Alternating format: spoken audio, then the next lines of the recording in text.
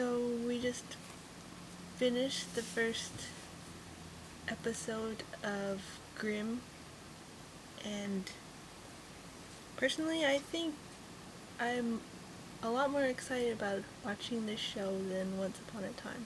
Because we do have to compare it to that show since they're coming from that fairy tale story theme. And so the first thing I wanted to point out was that I think the show is a little more humble than Once Upon a Time. Because I feel like Once Upon a Time is trying to tell us that they're going to show us something epic. Mm-hmm.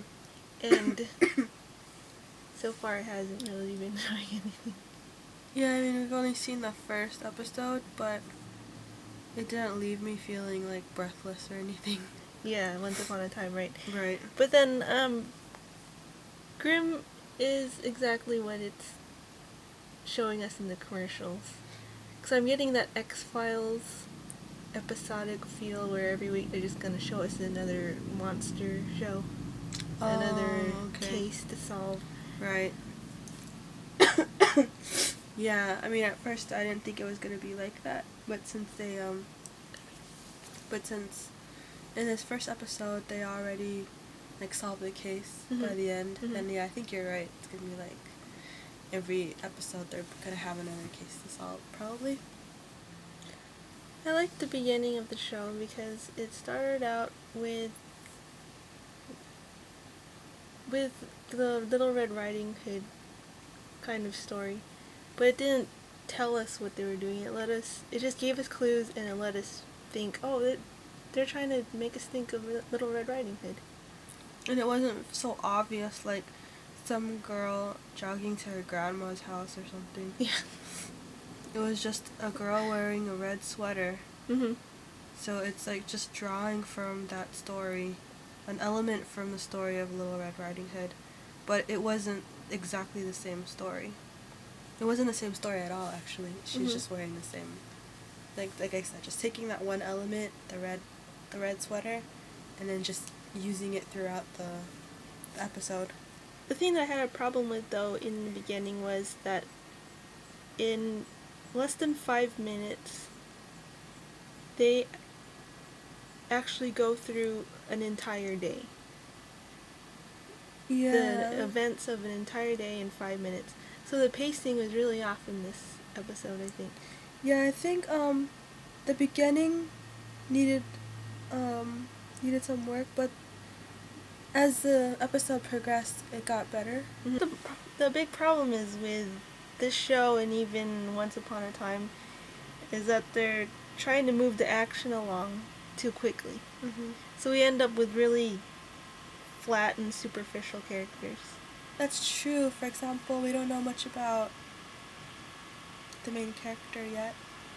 All we know about him is not through indirect characterization, like us seeing how he is and what he says. It's more his aunt just defines him within a few words. Like, oh, it's like she's telling us right away, this is your role in this story, and it was kind of awkward. And the introduction of Nick wasn't impactful enough. He didn't stand out very much to me. I mean, his acting was already weak, and it's just that they didn't emphasize him enough. Like, for instance, when we first meet him, it's just him coming out and then talking to his friend, and it's supposed to tell us so much about him already. But I think if they had taken the time and even just showed him looking at rings, maybe, inside of the store, so then we're slowly introduced to him, and then we get to see that he's looking for something very important for his fiancée. So we get that clue that this is somebody important to him, and then there's something at stake for him. Right. That's a good point. And also maybe, like, we find out that he's a detective, but it would have been nice to be introduced to his work first. Like, see what kind of a detective he is, because so far he seems like he's really invested in his work, but that's only because he has found out something about himself. You know. Yeah. So I wonder if is this really how he is on the job, even without knowing that he's a Grimm, or it would have been nice to be introduced to his character first and see like he's a stand-up guy, like he cares about his fiance, he's making plans for the future, he's doing well at work, maybe he's getting a promotion or something, you know? Yeah, so that goes to the pacing of the show again. Because right at the beginning he starts seeing weird things like that lady that comes by and she suddenly has the monster face. Mm-hmm. And then, just like in Once Upon a Time, there wasn't anything significant that happened to the character yet that would make them start seeing changes. Mm-hmm. That's a good point. The only significant thing I see is that he's planning to ask his fiancée to marry him, but that doesn't necessarily signal a time for him to start understanding who he is as a person. Mm-hmm. I don't see the connection. I think a good part that they could have used was, the part when we first see his aunt fighting the first monster that comes out, and he ends up shooting that monster. And then the next day his boss comes and says, "Oh, this is your first time that you've ever shot at somebody." That could have been a significant moment, because then it would have been the first time that he actually killed a monster. Yeah. So maybe after that moment, that could be where he starts seeing the changes in people, or not the changes, but what people truly are. Right. Yeah, that would have been a good idea. And I don't think his aunt should have came to see him either. Maybe it's after he starts seeing the monsters in people that he would go and seek out his aunt, because she's the only living relative that he has. So then she would obviously have the answers to his questions. And then we could see that she's dying, so then there would be that true sense of urgency that he has to get to know her in order to know what his destiny is. Speaking of the aunt, it was kind of weird in the beginning when we first meet her, and then like we get that they're trying to make that scary feeling, and when he sees his aunt, he's just like, "Oh, Aunt Marie." Yeah, that was kind of awkward. Yeah, they built her up as being a sinister character when she wasn't even. No, she's supposed to be a good character. So I thought there was a lot of interesting things that they did in this episode. For example, as we already stated, they did a twist on Little Red Riding Hood where they just hinted at the story, but they didn't really expect us to rely on it too much, where, like I said, it wasn't like the first victim in the beginning was walking to her grandmother's house or something. It just happened to be a college girl wearing a red sweater. And so the entire episode was about how the bad guy seeks out victims who wear red sweaters, right? So kind of like he's a big bad wolf character who goes for girls who are wearing red sweaters. Something else I thought that they did similar to that was the play on the Grim Reaper, because the Grim Reaper is supposed to symbolize death, and he is also a character in other folk tales, like folklore. And so they twisted that to mean, instead of death itself, it was Reapers of the Grimm. So in essence, they were Grim Reapers. Right? I thought that was interesting. It was also interesting how they played on the idea of storytelling. For example, his aunt is a Grimm as well, and her occupation is a librarian. So when Nick first meets Eddie tells him that the Grimms have been profiling them since a long time ago, right? Yeah. So then we get the play on writing as well, where instead of looking at fairy tales as just stories, Eddie's making us look at fairy tales as profiles that have been written about these so-called like evil characters. So then fairy tales take on the role of being historical documents, which is a significant connection to the aunt, who as a librarian would be like a keeper of these documents. So I think that Grimm is doing a better job of integrating the fairy tales into reality than Once Upon a Time was doing. Yeah, that's totally true. Another twist that was interesting is related to Eddie again. It's very weird and very witty that Nick's guide, as he navigates through the literal forest to find the bad guy, and also as he navigates his way to finding out what it is he's supposed to do, is an actual one of these bad characters. He becomes like an interesting mentor to him. Right. And he's a pretty good actor. Yeah, I was thinking that it's only until Eddie shows up, an actor who's actually believing and taking on his role, that's the first time that I actually get good acting from Nick. Right. Because before that, I wasn't thinking that he's believing what he's doing at all. The show got better after we were introduced to Eddie's character.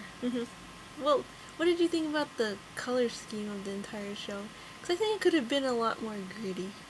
Yeah, because when it opened up... Yeah, sorry, go ahead. No, because I liked the part when he was in the hospital corridor. That it was like a really grayish, bleak kind of tone. I liked that. I thought that was a good feel if that had been through the entire show. Right, so when the show first opens up, we're introduced to the first victim, right? And it's not gritty at all.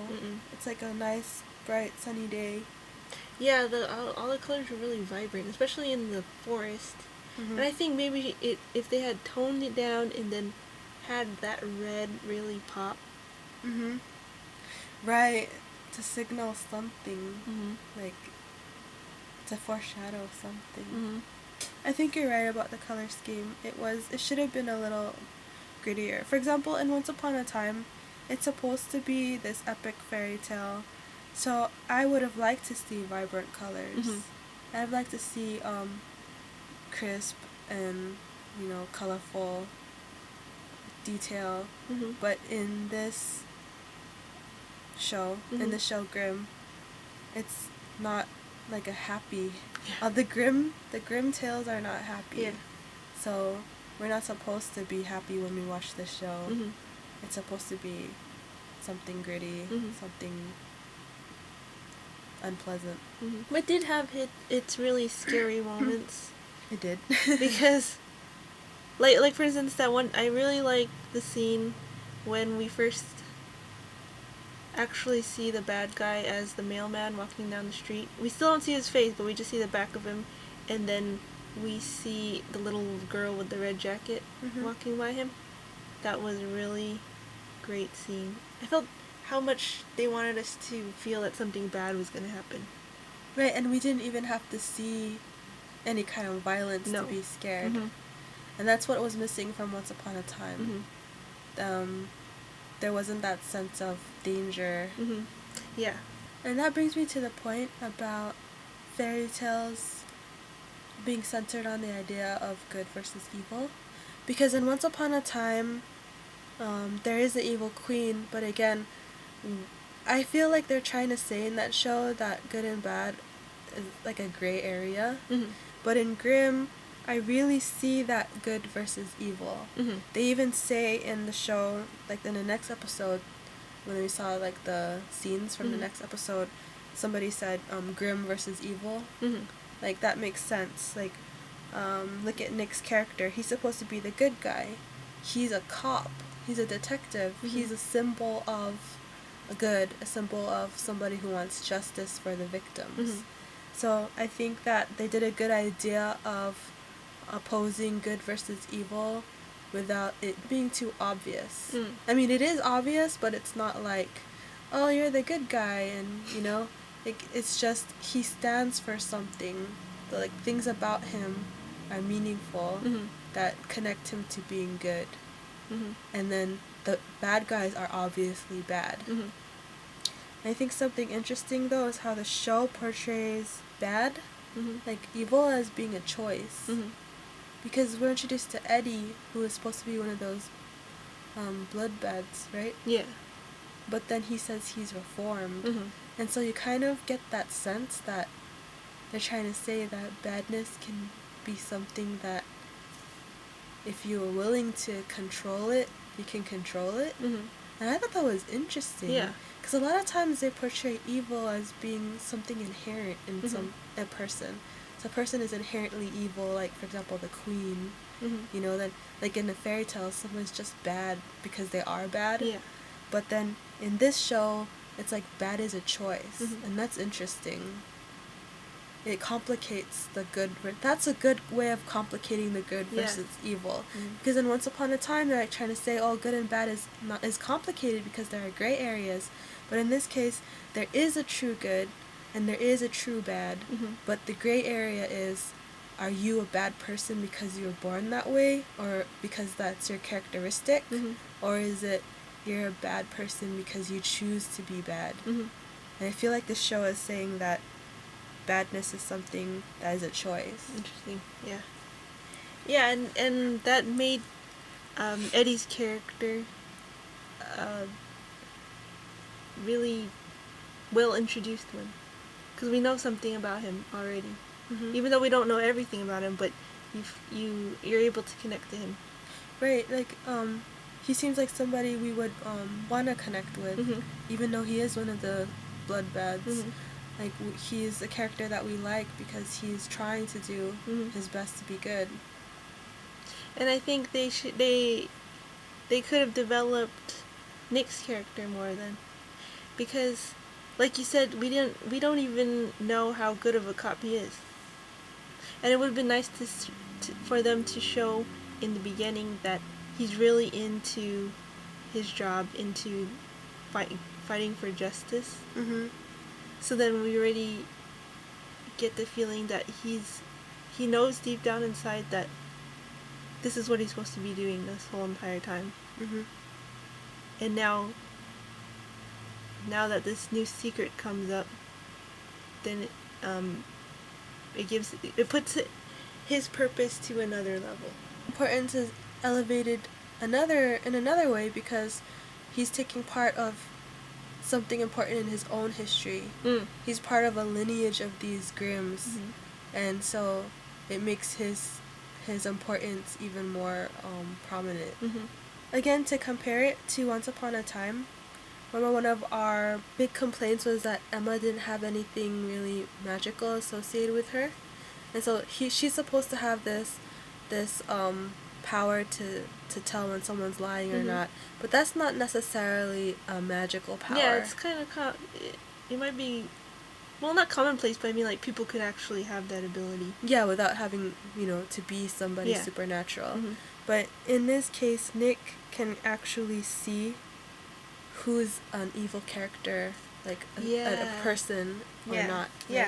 Right? We're able to see how he's special in this one. Mm-hmm. And then he also gets a special object, the key Right. from his aunt. Right, so again, he has that element from the classic fairy tales. In the classic fairy tales, there's usually a magical object. Mhm. And in Nick's case, he gets that magical object, Mhm. like you said, and it's that necklace Mhm. that is actually a key. Mhm. And so I like how we don't know what that key is, Mhm. but it's also nice to have that, on that symbolic level, he's trying to look for the key to who Mhm. he is, Mhm. and at the same time, he could also be a key himself Mhm. to solving whatever this, like, huger dilemma Mhm. is that the show is going to introduce us to.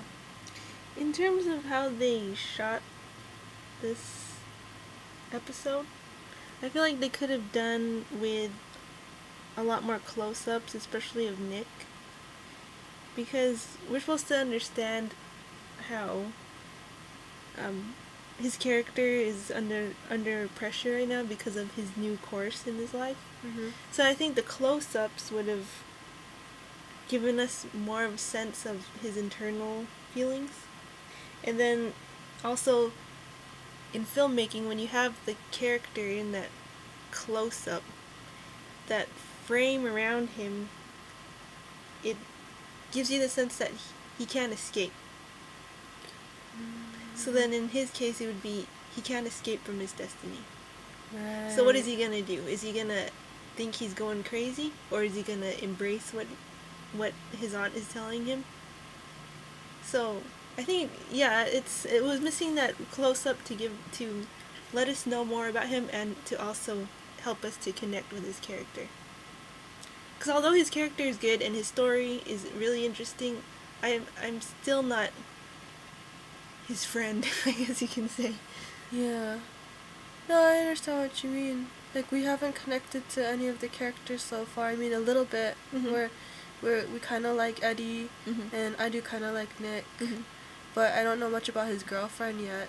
Yeah, I don't because it's see much supposed of to that be dynamic. it's supposed to be that he loves his fiance so much, but we didn't even see him kiss her when she was saying goodbye to him in that one part. Right. And we there's no sense of urgency around because his aunt was telling him to break up with her too. Mhm. Yeah, we don't see that. I know he's consumed right now to trying to find the little girl. Yeah. So I get that he's sidetracked. Mhm.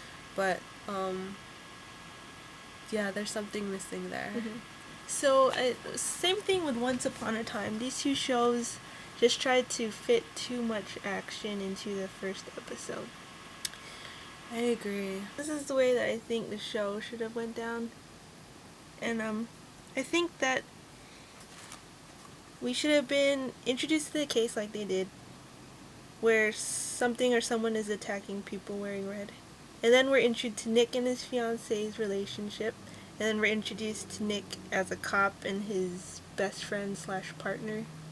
And then how he acts on his job. And then we would see the scene where Nick encounters a bad guy and he has to kill somebody for the first time, which would trigger his ability to see the monsters in people. And then after that, that would lead into his meeting his aunt again, because she's the only living relative that he has. And then because of she has cancer, then we would get that sense of urgency that he has to uncover his past quick. And then by the end of the case, after Nick finds the girl with the bad guy in his house, then we would see the aunt in the hospital, and I think that's when she should have told him the secret. Or at least that's the point where she would give him the key, the necklace key. Right. And then the ending to the show was really good. The part where that mystery girl tries to kill his aunt, and then she goes outside, and then we see that she's actually conspiring with Nick's boss. That was a really good ending. But I think they just uncovered too many secrets during this episode. Yeah, I agree. I mean, there's several ways they could have done it. Your way sounds pretty good too. If they didn't want to go that route, they could have gone with Nick's occupation itself. Like, he's a detective, so maybe throughout his career we could have seen that he's always had a sense of who the bad guy was. Oh yeah, that would be good. And then maybe like he starts to wonder, because his partner had said in this episode, I don't know how you did it, but you did it. Yeah. And so to us it's like obvious because he's a Grimm, right? Yeah. But then maybe he could have already sensed that there's something that was helping him go in the right direction this whole time. That would have been right? good. Yeah, like he's always had this uncanny ability to find the bad guy. Right, and then his friend could have said something similar. I mean, his partner could have said something similar, like, "Well, I don't know how you do it, but you always end up, solving it, or you always end up finding who it is." And so maybe that could also be meaningful. Where, how was he attracted to the job of being a detective? That right? would have been Because good, it's part of his lineage. He is part of this family of people who go and like, learn about these bad guys, like, write about them in the so-called, fairy tales, and then, apparently they're also doing something to, I guess, they haven't explained that part, but it seems like they're trying to protect other people from these bad guys, right? So then, yeah, what you're suggesting is right. They should have developed it more in the beginning so that everything right now that we're finding out could be more meaningful. Again, compared to Once Upon a Time, I think that Grimm is a lot more thought out. It's a lot more witty in some cases. If I like the play on, like, the fairy tales, the play on words, the play on the language, and also the ideas from the original Grimm stories. I think it's a pretty smart show, and I'm actually excited to see the next one. So whereas I want to know what's next in Once Upon a Time, only because I want to see if they get better, with Grimm, I actually want to watch it. Like, I enjoyed this episode, especially more. I enjoyed the second part of the show more than the first part. Yeah. But I'm actually intrigued, and I want to know how Nick is going to find out more about himself. The acting's pretty good, but there are just some awkward parts, like the beginning where they were investigating the crime scene where the girl was torn up to pieces. Right. And then they start joking about the Eurythmics song or something. That was crazy. That was awkward. Yeah. I know that they're experienced detectives and that they see this kind of thing all the time, but I don't think that means that they aren't shaken anymore when they see somebody. I mean, Nick says later on, I haven't seen like a crime this violent. If that was true, then why did they approach the crime scene so nonchalantly? Yeah. And like you said, joke around about the song on the iPod. And I mean, I get later on that the song is important because that's the clue. Yeah. That's how Hank realizes that the postman is actually the bad guy. Yeah. But they didn't have to emphasize it with a joke. Yeah. Like, it was already emphasized by the fact that it was playing in the beginning. Yeah, it was playing, It should have been just taken down as evidence. Right. And maybe, like, evidence like, oh, it'll never pan out. She was just listening to it. But then it actually... And I think it would have been better if it was Nick who remembered the song. Because he's supposed to be the one with the ability to find the bad guys. Right. Yeah, that it wouldn't cross his mind. Yeah. And so, I mean, it was cool how they wanted to emphasize the song because it was important in the end. But like I said, it didn't have to be a joke. But it was already emphasized by the fact that we heard it like 3 different times. Yeah. It was like during the entire opening sequence when she's running. But speaking of iPods, I think Apple is their sponsor because they're bringing up all kinds of Apple products in this show. But we should say Apple. What? So we can also get Apple stuff. Really? Get sponsored by Apple. Really? Sure. Apple. That's not how you get sponsored, right? Do you? Is that how? You're stupid. I just think it's weird how I already knew his boss wasn't on it. Yeah, that was kind of... Yeah, I remember you saying there were some predictable parts in this show. A few. Yeah. But it wasn't bad, though. No, it wasn't. No, because I'm... Yeah, and there were some parts that you just were kind of laughable. Like... What part? I know we started busting out laughing at one part.